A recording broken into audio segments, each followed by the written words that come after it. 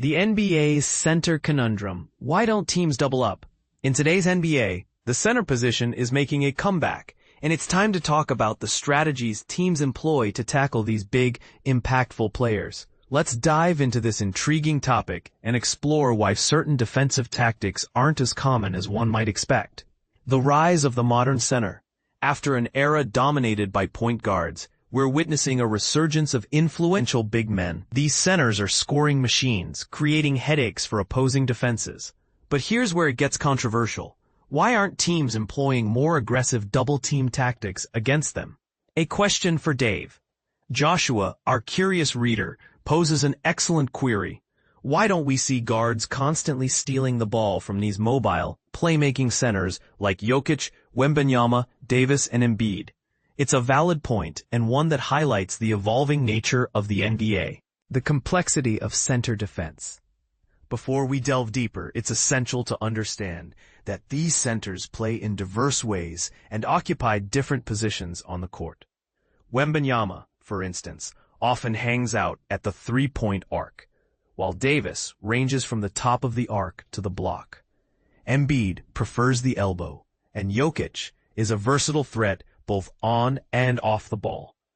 This diversity makes it challenging to apply a one-size-fits-all defensive strategy. The regular season versus playoffs. Teams do scheme against superstar centers, but during the regular season, there are limits. It's during those intense 7-game playoff series that we see more creative defenses and adjustments. On regular nights, opponents typically don't deploy special defenses against centers, especially when they play a significant number of games in a season. The heart of the matter.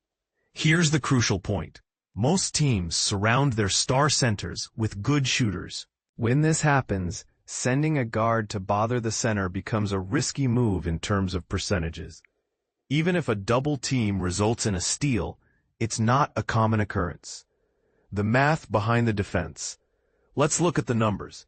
The Oklahoma City Thunder led the league in steals last season with 10.4 per game, which is an impressive 9% of their defensive possessions.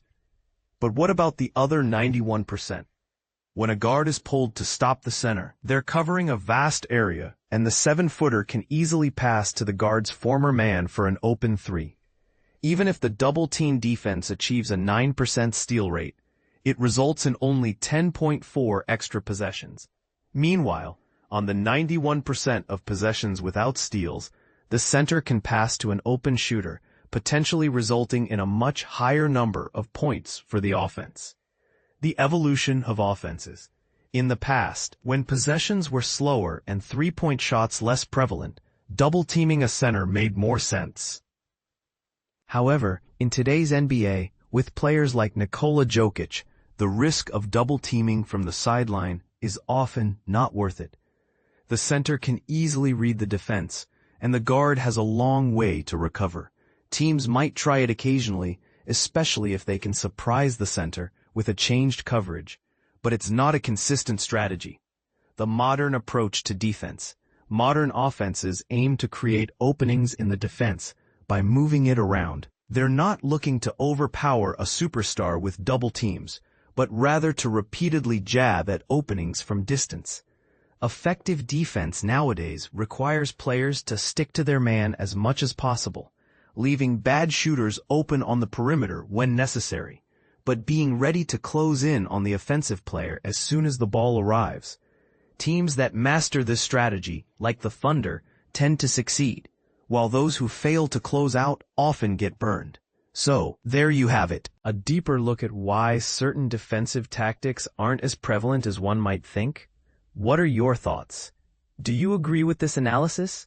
Feel free to share your opinions and insights in the comments below.